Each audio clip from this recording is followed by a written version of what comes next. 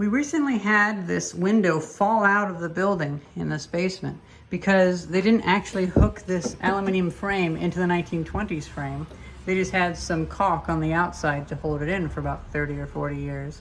Now that I'm putting it back in, I'm putting some really weak lime mortar in to really lock it in. That way it doesn't fall out again. But on the sides, I need some way to get the mortar way back in there. So I took a fire extinguisher and I lopped off the bottom of the fire extinguisher, and then I 3D printed this. This didn't end up really working really well because it ended up cracking. So I might have that file. I don't really know though. I already tried this just with this, and it actually worked really well, but this wasn't long enough. So I 3D printed this nozzle. The reason why it's a funny shape is because if it gets bigger, then theoretically the mortar won't bunch up in there. It'll just keep flowing. And it has a few cutouts to allow it to stick on better. I believe this might be a normal, like a common size. So that might actually be pretty useful for this mod. And then for this, we just have a threaded rod, piece of wood, and then this little piece of a gasoline can that I just cut out, and it mostly fits.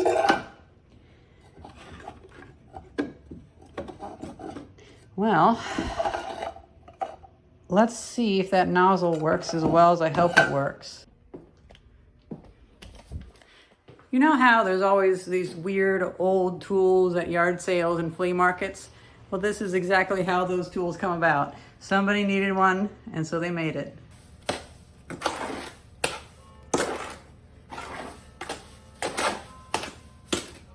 Still pretty liquidy, but I think that's as thick as I want to go for this first try. All right, so I haven't really thought about how to load it without this spilling out the end. So I'm just going to put this teacup underneath it and see if that'll do.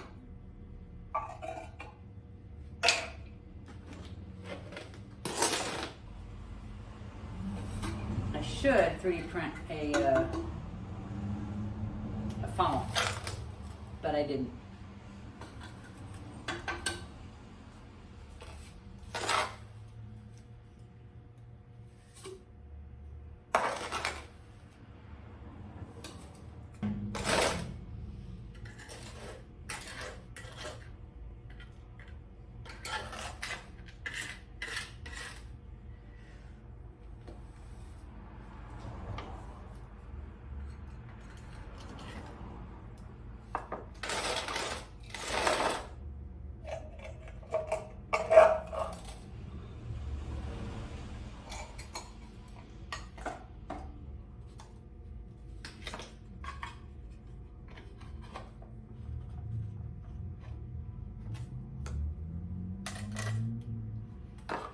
Okay, let's see, did I pack this too much?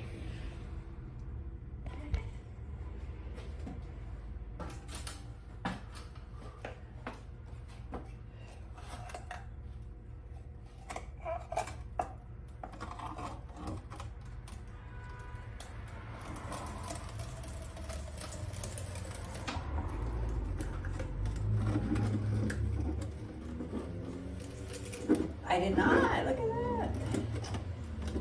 And of course you can't see it, but whatever.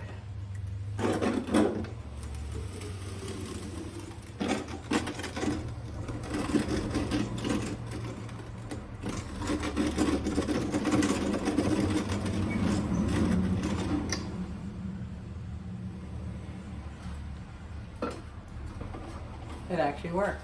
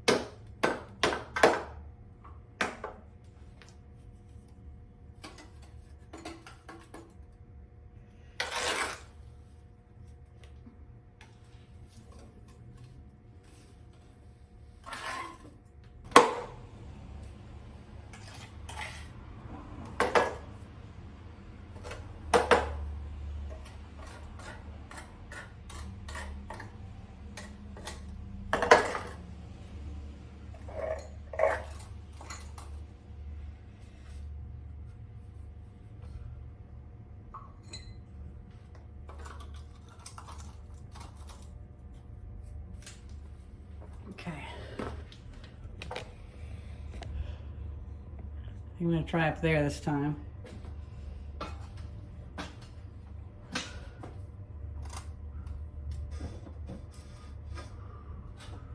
This might be difficult though.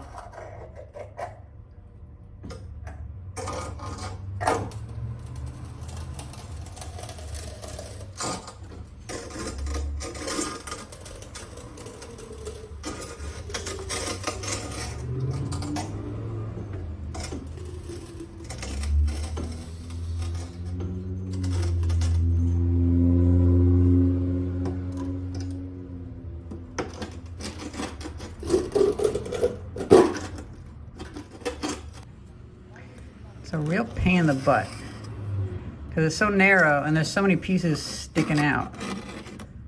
Like all these places for it to get stuck on. I hate this. This sucks.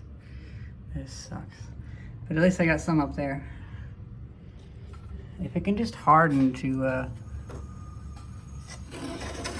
keep it from making a big, like, weak point, then that'd be good because this window just fell out. This is just really tedious. So the only other way to do it is to get it really goopy and to quickly hold it on with that and then hold it up sideways. But then you hit the sides and you go in the wrong spot or whatever, or you go into here. It's so hard to, before it falls off, to go up and in. See, right there I hit it. Just to go in really far. So doing it with a trowel is a pain in the butt. And yeah, but we have enough in there. It's a good proof of concept. I was able to do a lot of this other stuff with that. Of course, the flat side's easy. The issue with up there is that you get like no room because it's slanted down or slanted up, whichever way you want to talk about it. Well, I'm giving up. This is kind of annoying me, but it does work. It's just tedious. Well, that's pretty much that.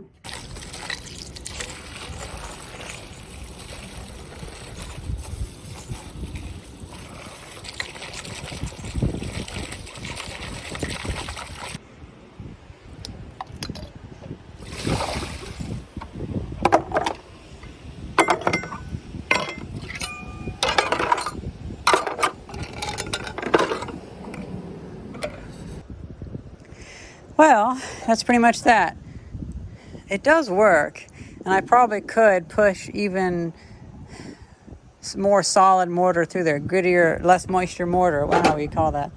And although even with making it that liquidy, it was still pretty tough to push through. So I don't know. I think maybe with that window, it being so recessed over a foot in the wall, doesn't give much room for this to even fit in there. So it's just a difficult to mortar place. No wonder the people who upgraded the window in the 80s didn't do it either. But that's pretty much that. You guys might find this useful, but yeah. There's an idea for you. Hope you guys enjoy this video. Thank you very much for watching. See ya.